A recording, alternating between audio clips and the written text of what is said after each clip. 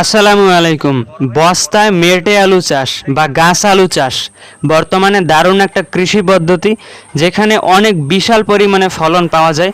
কিভাবে বস্তায় মেটে আলু চাষ করতে হয়, এইটার উপযুক্ত সময় কখন, কিভাবে মাটি প্রস্তুত করতে হয় ইত্যাদি বিভিন্ন বিষয় আজকের ভিডিওতে আপনারা ইনশাল্লাহ দেখতে পাবেন।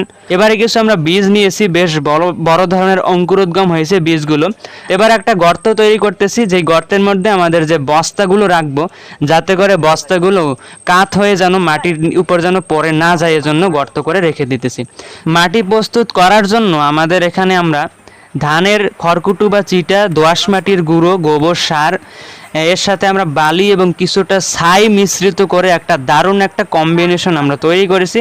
যখন আপনারা বীজগুলো লাগাবেন, সেগুলো অবশ্যই আপনাদের কিছুটা কাত করে বাঁকিয়ে লাগাতে হবে, এতে করে আপনাদের ফলনটা ইনশাল্লাহ বেশি হবে। এটা হয়েছে আলহামদুলিল্লাহ। দেখতে পাচ্ছেন আমরা প্রায় 50টারও বেশি বস্তায় আমাদের বীজগুলো লাগিয়েছি, মেটে আলুর বীজগুলো বা গাছ আলু যাই বলেন। থাকলে আমরা আশা করি 5 থেকে 7 মাসের মধ্যে ফলনগুলো পেয়ে যাব।